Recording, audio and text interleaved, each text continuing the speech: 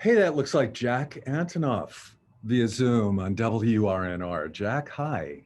How are you? I'm great. How are you doing? I'm okay.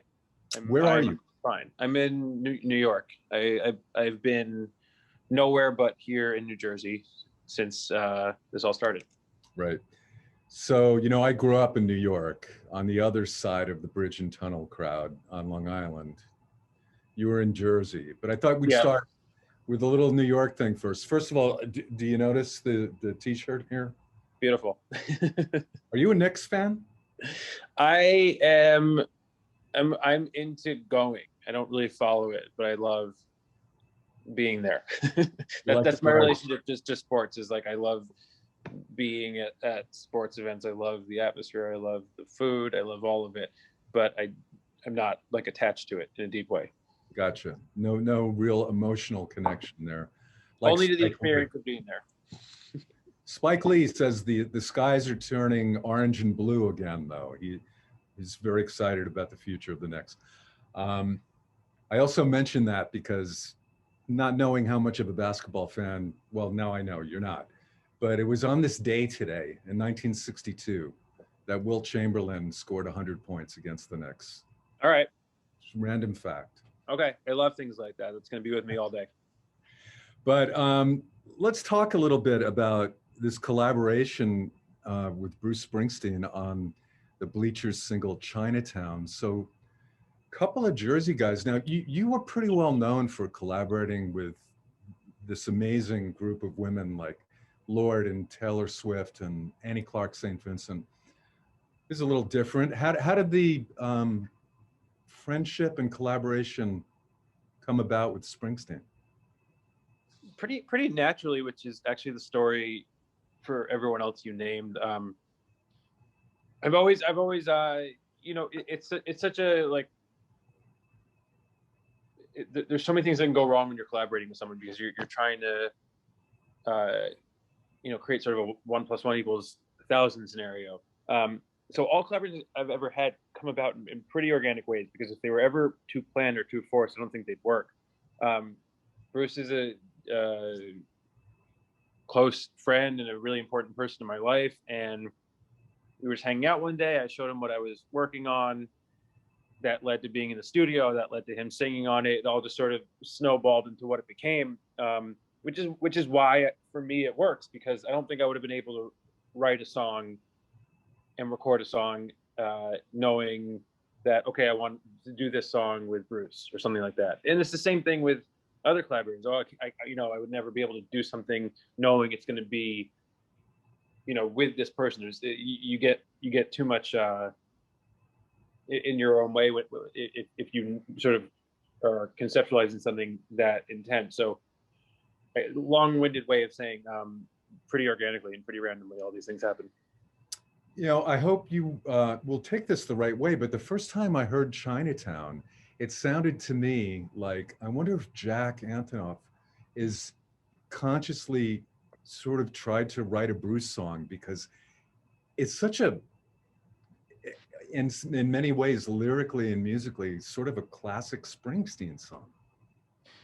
I mean, if it sounds like that to you, that's just I guess those sounds and sentiments that have kind of always been within my writing, which no doubt has played a big part in.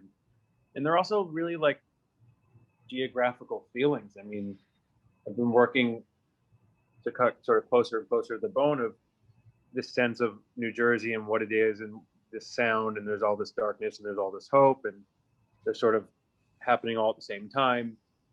And it's there's a feeling. It's why I appreciate his work so much, and why it's affected me so much. Is you can love something. I love Kendrick Lamar. I love Joni Mitchell. I love lots of different things, right? But when you hear something that is of the place that you're from, and you recognize that feeling in a different way, when I hear the stories of Laurel Canyon through a lot of the great artists, it's beautiful, but it's a fantasy to me. I'm not there. When I hear, the Pogues, it's a fantasy to me, or anything. When I hear Outkast, it's a fantasy of Atlanta it's not mine. So But when you hear something that from the place that you know, and it's from the emotion that you understand, I think it's kind of invigorating because music from New Jersey, and there's lots of different things that have really affected me. They've all given me this sense that these feelings I have, in the sound of this place kind of has a place on the world stage.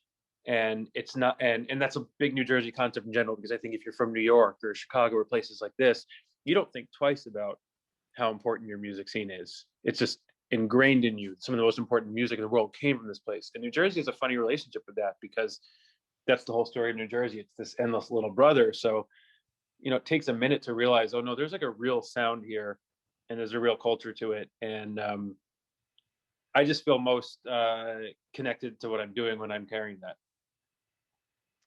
Yeah, so sort of along the same, and I get what you're saying about that sound, and having grown up in the New York metropolitan area, I feel that as well. But what is going on in upstate New York right now in Hudson Valley? Is there a whole other scene, and maybe this has been existing for a while, but I know you've spent a lot of time there. And you're featured in the Taylor Swift documentary, The Long Pond Sessions. What's the vibe like up there? Do you feel like it's a similar situation at all to maybe what was happening at Big Pink all those years ago? I mean, I've been actually going up there a bunch, not just for that project, but for other stuff too. And it started during COVID. I'm sure for people like Aaron Dessner, he's had his place up there for a while, and a lot of people have been going for a long time. But COVID has created a situation where if you want to go to the studio, you want to find a destination, you want to all quarantine there, and you want to create yourself a little pod. So Hudson Valley has turned into a really great place to go. And there's definitely something going on up there. It'll be really interesting to see. Yeah, just something's happening, and people. But I think bigger than Hudson Valley is this idea of, I think what it represents is something even bigger, which is what it represents is people wanting to just get away, make their thing without any bullshit, and then have that be the thing that goes into the world. It's sort of, I see it as more of like a removal from this sort of LA, and I mean LA, both literally the place and sort of in quotes, like scene of like, everyone's here, we're all doing it together, we're all bouncing around, we're all going into each other's studios. Like, I think there's different times in history and the present when those things really work and don't work. I think we're entering a time where it's a little less like a million producers, a million songwriters and everything, and people just want to hear what the hell someone has going on in their head. And then other times, I remember 6 or 7 years or 8 years ago, it was just, there was so much creativity coming out of bigger cities and places like LA, where you just go and you'd go to these studios and everyone would be around, you'd bounce back and forth between rooms and play people things. And but I think we're drifting out of that wave, and I think the Hudson Valley culture is probably no different than this general cultural need to just get back to something a little bit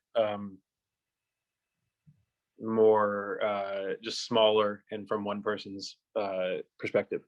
It's such a beautiful area of the country, and with such a rich musical heritage between Woodstock and Todd Rundgren's Bearsville Studios. And, yeah.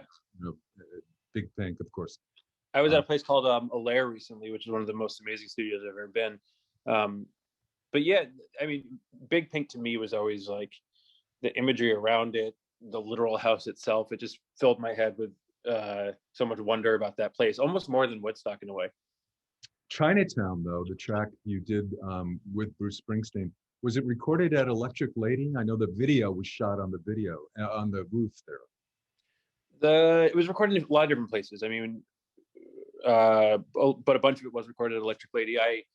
I not as much during COVID, but I have a room there, so I spend a lot of time at Electric Lady. On 8th Street, you do?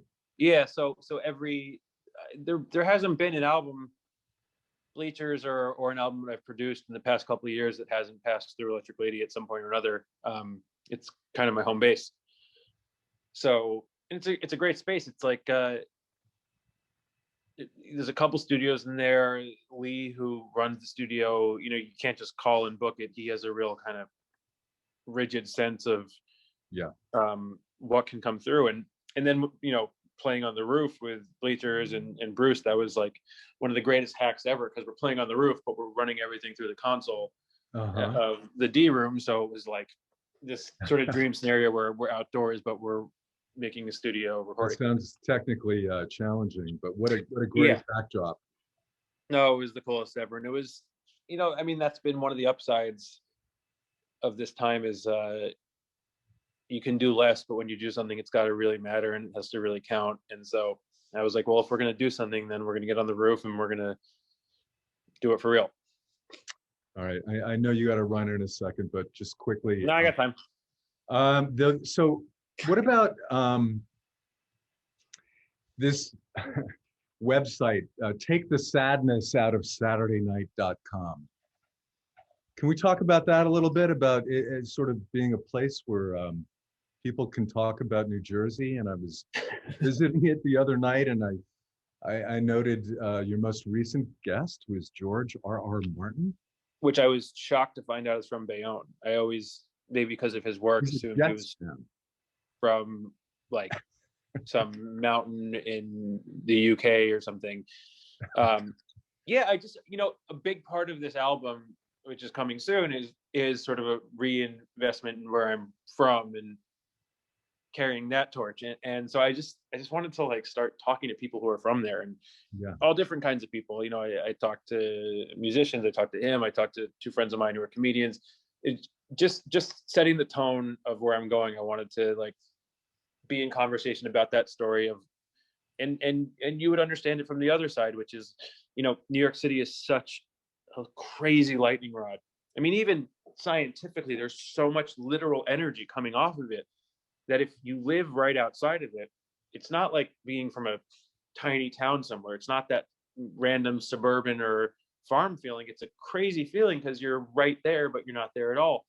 And there's really nothing like it in the world, because Tokyo, LA, Chicago, London, all these other big cities, they sort of slowly phase out.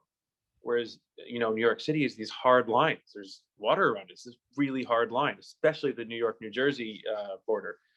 And so you're right there, but you're also not there at all. And I think that's creates the tension in the music. And it just is linked to a lot of really intense feelings that I've had my whole life. And I'm just starting to pinpoint, oh, they're from this way that I grew up. Yeah. When I was growing up, a little bit older than you, you know, my thing was the bridge and tunnel crowd, as we refer to New Jersey, Long Island people.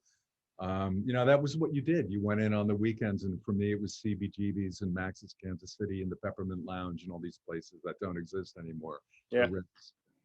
What was it like for you when you were growing up? It was similar, you know, for me, it was Coney Island High and ABC Near Rio. And, you know, by the time I was coming up, CBGB's sort of turned more into, you know, like a version of what it once was, but not the thing. You know, wasn't the same. Yeah, Tramps was a great place to go. And then, you know, but it was that feeling. It was bridge and tunnel. And what I didn't realize till I got older, which is what I'm writing about a lot now, is there was so much excitement to go into the city, but there's also a huge darkness coming out of the city. And there's this huge feeling of, you know, I'm not in the thing. I'm reporting from outside of the world. I'm not, you know, I'm not writing songs like the Velvet Underground or the Strokes or something like that, where it's this reporting from the center of the universe. I'm one step out of it, and one step out of it is almost worse than being all the way out of it, because I think places like Long Island, New Jersey, unlike rural Kansas, Long Island, New Jersey are not New York. And yet they are, in a way. And yet they are. Well, that's the other part of it, is then you take another look around, you're like, wait a second, all the greatness of the city seems like it's almost defined by all these people outside of it who are obsessing over it. So just that, to me, the whole album's been about that, you know, so juxtaposing that with my own life. Lyrically, and in Chinatown in particular, when you sing, I'll take you out of the city, you know, to your girl, I mean, it literally is like this sense of you're gonna remove her from the darkness and the chaos for a minute, and Well, go find the moonlight. I felt it more like I'll show you, I'll show you this piece of me that is, potentially like my shadow or something. This place that I'm from that is like the less shiny version. In that song, even the lyric, but also the music, it's designed in my head to be leaving New York City, and it kind of feels that way. It starts a little shoegazier. It's kind of just like a simple beat and these like drony guitars, and as the song grows, I mean, quite literally, at some point, Bruce starts to sing, which is like the ultimate New Jersey statement. But as the song grows, it becomes more innate, it becomes more melancholy, and it sounds, in my opinion, more like New Jersey as it evolves. It's so beautifully subtle, and I'll confess, I didn't really get it the first time I listened to that song, and now it's like one of my favorite tracks. It's just such a beautiful. Oh, thanks. That's my favorite thing to hear, because that's how I feel. Something being immediate is not nearly as good as something growing as when you listen to it. So there's actually two videos for that song, and the second one you shot in the Holland Tunnel. Allegedly. First of all, okay, that's well, I was just going to ask why not the Lincoln Tunnel, but well, I always loved the Holland Tunnel. The color of the tile where it says the New York, New Jersey thing, and I mean, this is the same theme of what we've been talking about.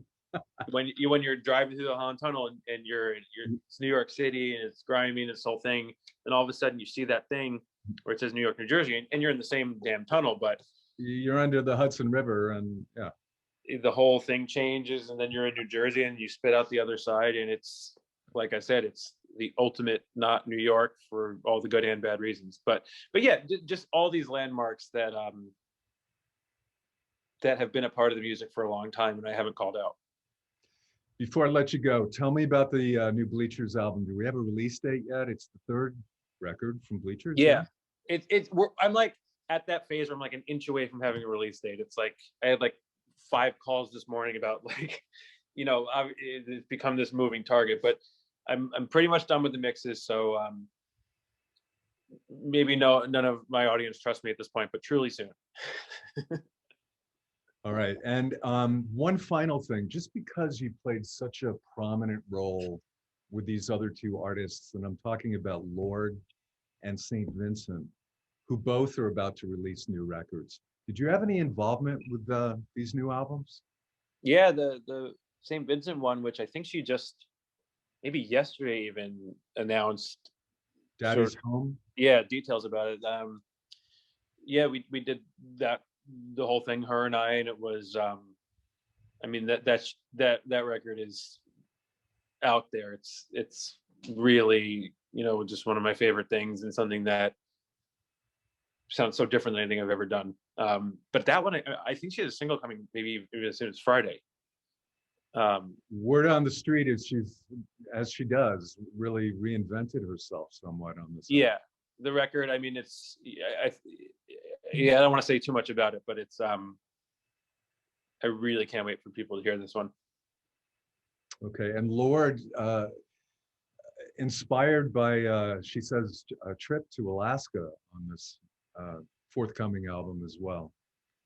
You had a chance to hear any of that? I'll let her, unlike Annie, it seems like she's a minute before sharing thoughts, so I'll let her lead that. Okay. Jack, nice to meet you. And yeah, so nice to meet you, and I hope to see you whenever things are better, we're back on tour, please come hang out at a show. I'd love to talk about this stuff for a while. Okay. Thank you so much, and be well. All right. Take care, Rob. Okay. Bye, Jack.